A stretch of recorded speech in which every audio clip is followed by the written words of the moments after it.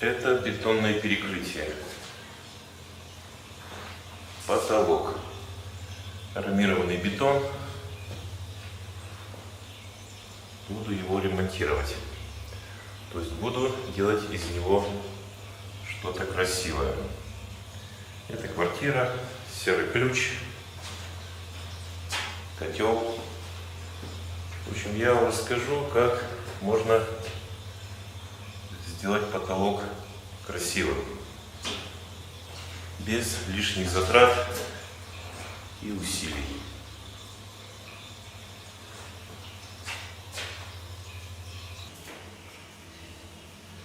Для начала я расскажу, какой понадобится инструмент. Перчатки в первую очередь, чтобы не портить руки. Далее будем использовать шпаклевку. Шпаклевка Акрилпуц 2 в 1. То есть она очень хорошо обрабатывается. Если заделывать штробы шириной до 3 см, глубина до 3 мм, толщина слоя 3 мм. Этого больше, чем достаточно. Шпаклевка Акрилпуц. Белая, отличная, 2 в 1. То есть можно ей начинать работать и заканчивать. Так, это шпаклевка. Далее буду рассказывать по порядку. Грунтовка. Не гонитесь за супер крутой грунтовкой, покупайте обыкновенную белую. Она недорогая, и она вас полностью устроит. Далее. Так как потолок бетонный, запаситесь молотком и какой-нибудь стамеской или долотом, зубилом, чем вам будет угодно. То есть попадаются неровности, которые не убрали строители. То есть потолок армированный бетон. Это даже не плиточное перекрытие. Пока мне зубило не пригодилось, но молотком кое-что, конечно, я поубивал.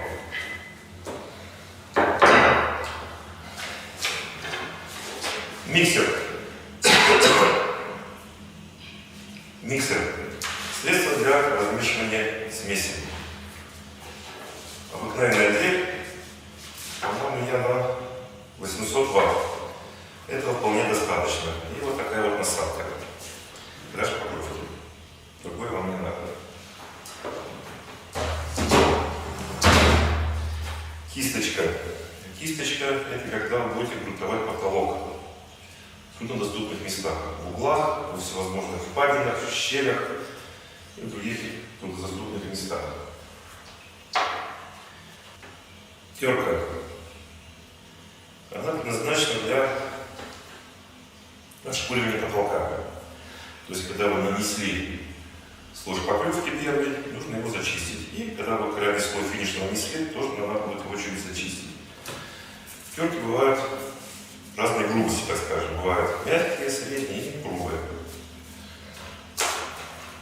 Они очень живучие, их хватает надолго. Шпатели. Шпатели бывают разной длины, бывают совсем длинные, бывают средние, бывают небольшой ширины и узкие. То есть, как вам нравится. Я лично работаю вот таким вот шпателем. До такого я еще пока не дорос. Хотя уже могу их шпаклевать и такими. Так, что за шпатели? Шпатели желательно покупайте всегда новые. Потому что в процессе работы у вас средняя часть будет стачиваться. То есть даже если приложить его к стенке, уже даже можно будет увидеть, что шпатели немного изогнуты. Поэтому покупайте новые. Шпатели всегда должны быть чистые. После работы их мойте, перед работой их мойте. Почему? Потому что если у вас шпаклевку, особенно на финишном этапе, попадет какой-нибудь маленький кусочек камушек, какой-нибудь, ну, что очень твердое, у вас будет полоса по всему потолку. У вас никаких нервов не хватит, потом его оттуда доставать. Во время работы, то есть когда вы положили шпатель, поработали, положили шпатель на стол. Он у вас элементарно что-то со стола поцелит, потому что у вас влажно, сырой. Возьмите 2 бруска чистых и кладите их на брусок. И шпатель будет чистый. никаких камушков вы не подцепите. Далее. Ведро. Для шпаклевки покупайте всегда новое ведро. Это новое ведро было. Я уже поработал здесь немного. Сейчас я вам покажу. Только новое. После работы мыть, перед работой мыть. Опять же, потому что не было посторонних примесей. Многие стараются использовать старые ведра, немытые из-под клея для плитки. Видите его состояние, лучше такие не использовать. Потому что вы просто убьете весь потолок и замучитесь гонять грязь, которая останется от этого ведра. Лоток для грунтовки и для покраски. Лоток. Так, про ведро. Ведро стоит доллар. То есть лучше купить новое.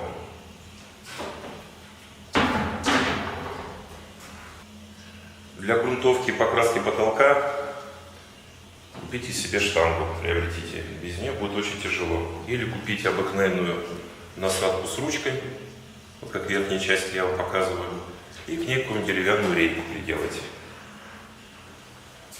Так, валик должен быть мохнатый. Никаких поролоновых валиков быть не должно. Только мохнатый валик. С поролонового валика у вас будет все стекать. Так, далее. И обязательно сделайте себе такую вот штангу с лампочкой под потолком. Дело в том, что косые лучи, которые будут идти от этой лампочки на потолок, покажут вам все ваши недостатки, какие вы сделали на потолке. Вот я сейчас показываю, видно, не видно, я не знаю. То есть на финишном этапе работы вы все свои недостатки увидите.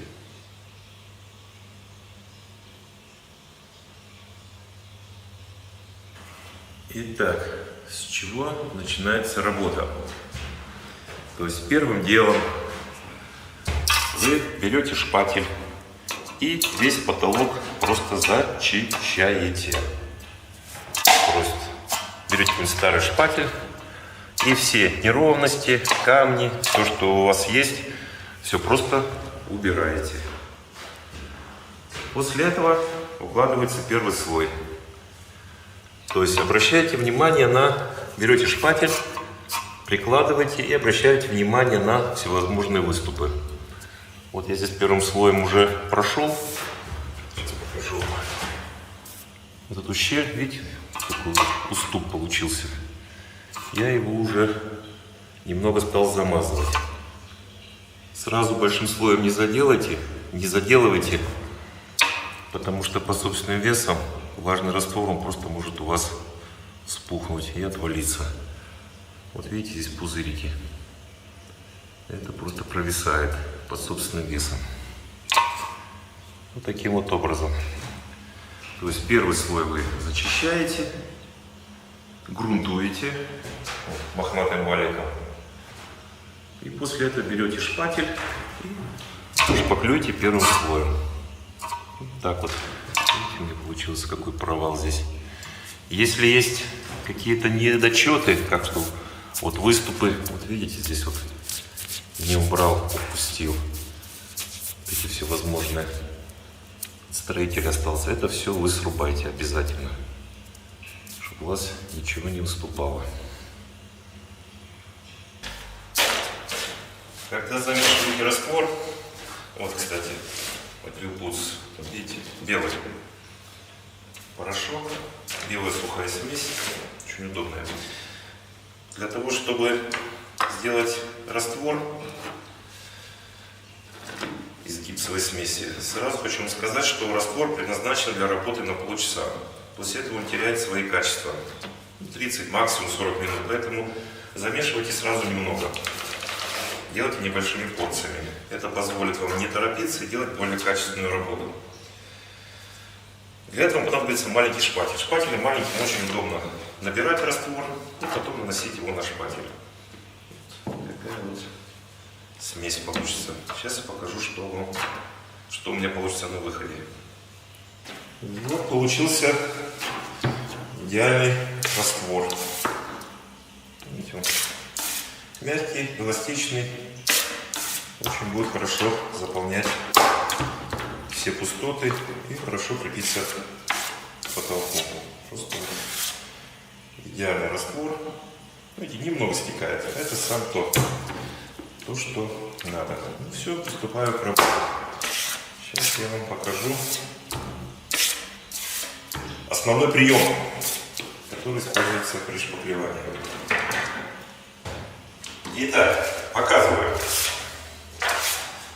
В чем заключается основа, как наносить гипсовый раствор на потолок. Делается очень просто. Два шпателя. Берем, наносим, нанесли, сняли.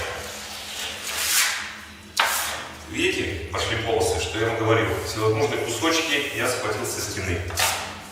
Но принцип такой. Нанес. Нанес.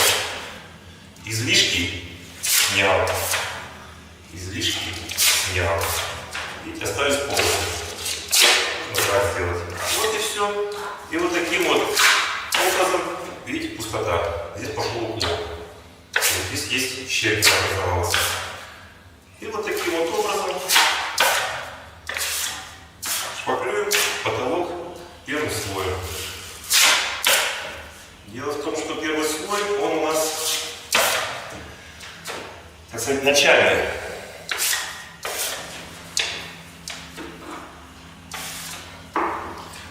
Здесь можно, на первом этапе, можно допускать какие-то определенные огрехи, полосы.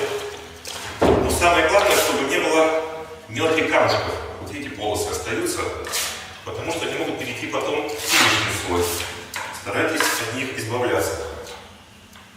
Вот.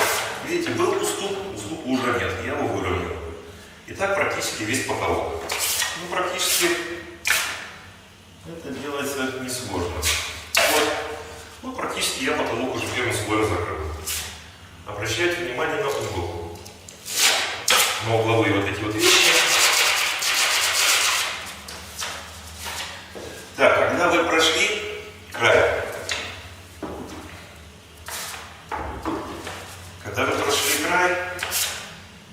не забывайте шпаклевать стену, край стены. Потому что когда вы будете клеить обои, вот видите, как даже видно, здесь уже зашпаклеванная стена, и как ложится шпаклевка на шпаклевку. Практически идеальный слой. То есть дело в чем? Шпаклевка влажная, предыдущая шпаклевка высохшая, она впитывает всю влагу. И она очень хорошо ложится. То есть практически идеально. То есть когда вы зашпаклевали край, не забудьте зашпаклевать немного стену, угол. То есть многие кладут плинтуса, многие нет. Все, вот таким вот образом. Полосы есть, вот они камушки. От них надо избавляться самым несчастным образом. Все вот таким вот образом шпаклюйте. И вот таким вот образом шпаклюется весь потолок. Нанесли. Сняли. Здесь уступ. Вот таким образом. Нанесли. Сняли. Все. Когда вы сделаете первый слой, дайте ему хотя бы сутки высохнуть. Шпаклюйте дальше. Сейчас я расскажу, как что делать дальше. Итак, повторюсь, перед началом работы потолок берете шпатель и зачищаете от всего, что вам не нужно. То есть молотком сбиваете всевозможные выступающие части, широким шпателем проверяете всевозможные изгибы, где какие есть швы. Первым делом, конечно, заделывайте все швы, какие у вас есть швы, чтобы оно все высохло. Потому что если делать какой-то большой слой, то просто можно этот слой позволить просто провиснуть, будете все переделывать. То есть делайте постепенно. Потом грунтуете, желательно двумя слоями. Почему двумя слоями? Потому что чтобы грунт задержал всевозможные крупинки, песчинки. Да, перед работой, перед грунтовкой желательно блок просто обвести, чтобы эти песчинки не гоняли. Потому что никаких нервов у вас не хватит, такие пищи гонять по потолку. Ладно, первый слой. Если вы в крайний слой здесь перегоните, будет для вас просто ужас. Далее загрунтовали и начинаете шпаклевать. То есть наносить шпаклевку на потолок. Как я показывал, нанесли гипсовую шпаклевку и тут же излишки сняли. Большой слой делать не надо. Делайте небольшой слой, потому что у вас будет 2 слоя, бывает, что и 3 слоя. Просто 2 слоев достаточно. Все, сейчас я вам покажу, как наносить второй слой. Когда вы делаете второй слой шпаклевки, раствор должен быть немного более жидким, чем первый слой. С чем это связано? Связано с тем, что шпаклевка, между первым и вторым слоем шпаклевки грунтовать потолок не надо. То есть получается шпаклевка ложится на шпаклевку. То есть гипс на гипсе, он хорошо впитывается друг в друга. Дело в том, что когда вы наносите второй слой, у вас часть влаги уходит в первый слой. То есть надо немного, чтобы он был жидкий. И такой то есть он ложится вообще идеально. То есть влага уходит, и вместе с ней вы очень подтягиваете весь потолок. Когда кладете второй слой, укладываете, обязательно иметь с собой рядом лампочку на штативе. Это обязательно. Это повысит ваше качество работы. Сейчас я тут этот угол добью этой шпаклевкой и начну с угла. Покажу, как зачищать потолок и второй слой шпаклевки. Вот про что я говорил. Видите, какая неровность. Даже широким шпателем. Вот видите, даже вот широким шпателем, вот я, грубо говоря, веду. Видите, с левой стороны упирается в плиту. И здесь провал. Вот видите, какой провал большой. Даже видно. Это, я считаю, уже второй слой положил. Видите, просвет есть. Вот. Это я второй слой уже положил. Завтра буду класть третий слой на это место. Вот, поэтому первый слой для этого и предназначен, чтобы убрать все большие неровности. Чтобы вторым слоем уже все накладывать как на паркет. Более-менее идеальную ровную поверхность. Вот это первый слой. Покажу я вам на маленьком участке, как делать второй слой шпаклевки. Берете шпатель и просто все срезаете. Вот видите, получаются небольшие уступы. Они нам уже мешать не будут. Вот таким вот образом. Срезаете первый слой. Можете подтереть теркой. Сейчас покажу, как ляжет слой шпаклевки. Второй раз. Второй слой. Здесь, конечно, белый на белом ничего здесь не увидите. Ну, кое-что можно разглядеть. То есть берете обязательно лампочку. Вот, как я говорил, штатив свой длинный. Очень удобная вещь. И все. И по такому же принципу. Нанесли, сняли. Нанесли, сняли. И сразу видно все свои недостатки. Скорость этого увеличивается. На затирание потом тратится во много раз меньше времени. То есть получается гипс кладется на гипс. Он впитывается как губка. То есть раствор должен быть немного более жидкий, чем при первом слое. Ну так, чтобы держался на шпателе. И потихоньку, не утруждая свой молодой организм, наносится второй слой. Ну, практически я сейчас его шпаклюю вторым слоем. Вот получается идеально. Потому что лампочка стоит под косым углом. И я вижу все свои недостатки, которые я делаю. Могу просто еще раз нанести и еще раз снять, или просто разровнять. Таким вот образом. Ничего сложного в этом нет.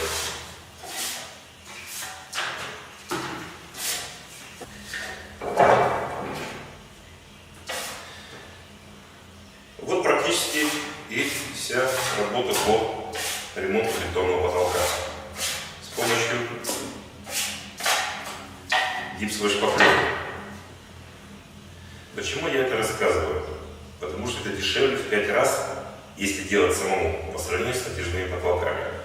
То есть я посчитал, если самому сделать потолок, на это уйдет у вас дней 5, максимум 7 дней, то эта цена, то есть если вы закажете натяжные потолки, то вы за эту же стоимость натяжных потолков можете сами сделать себе потолок, зашпаклевать и купить входную дверь. Практически вот такая вот цена. Поэтому я вам рассказываю. Шпаклюют потолки все. И молодежь, и пенсионеры все. Только чисто из экономии. Да. И когда вы уже полностью вторым слоем или третьим, как вам понравится, бывает, что третьим слоем кладут. То есть один основной и два таких более-менее жидких раствора делают и подтягивают потолок. Ну, лучше всего двумя. Когда вы его сделаете, затрете, берете лампочку обыкновенную, ставите рядом и проходите весь потолок. Это какие-то полоски, и просто делаете жидкий раствор и потихонечку все эти щели доделываете. Если хотите сделать вообще идеально потолок, то есть прям вообще, то берете 3 части грунтовки и 1 часть краски и красьте потолок, смеси краски с грунтовкой, и вы сразу увидите все какие-то вообще мелкие нюансы, которые вы когда-то где-то упустили. Это, возможно, упустили. И после этого вы просто делаете такой же раствор шпаклевку с краской. Разводите, ну, как вам будет нравиться, и потихонечку уже все эти какие-то нюансы вы затираете. У вас получается вообще идеальный потолок.